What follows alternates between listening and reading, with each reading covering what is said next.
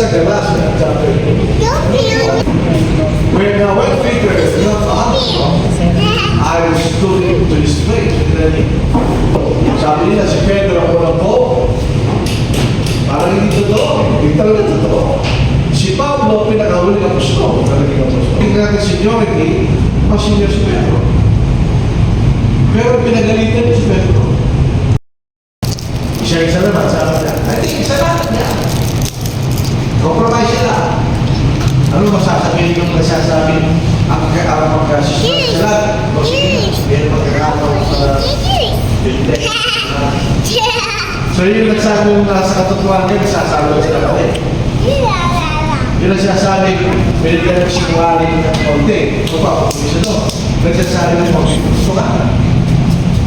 Ano nangyari doon? Yung nasa katotohanan dati, kasama na rin sa pwede ba na po siya? Unfruitful works of darkness of brothers also. Pinag-utusan. Pag nag-compromise ka, hindi mo siya expose. Kung nasasabi ka kayo doon sa kasalanan, hindi pa. Expose mo ka. Hindi nga yun. May patay ka siya. Parang compromise siya.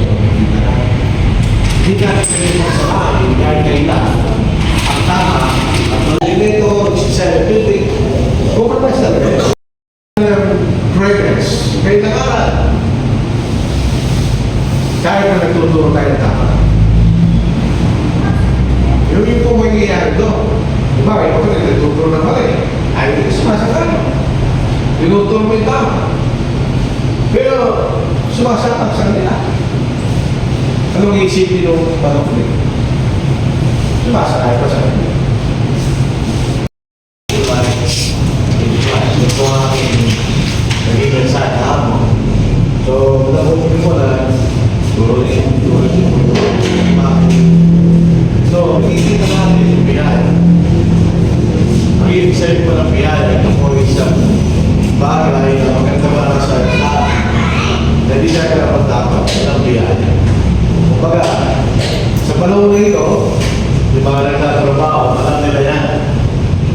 Yung kung tinatawag ng 30-month bonus, yung bonus on 30-month, hindi mo pinagtrabaho ngayon. Hindi binibigay ang kumbaga. So, ito yung biyaya. Si sweldo, pinagtrabaho ngayon. Binigyan tayo ng batas, mga batas, para sa kapakilan ng mga nagtatrabaho sa ganyan panahon. Dahil hindi lang pinagtrabahuan, hindi siya. Hindi isang biyaya.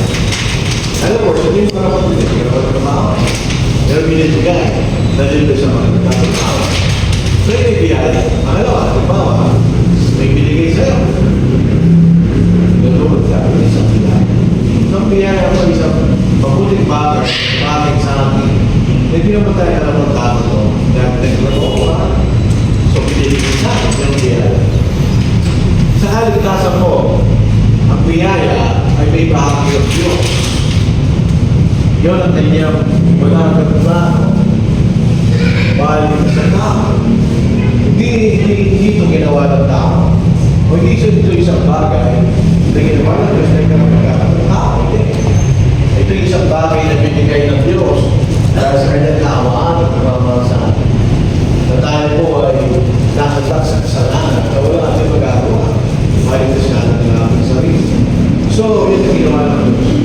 Hindi kanya tumilis sa panahon.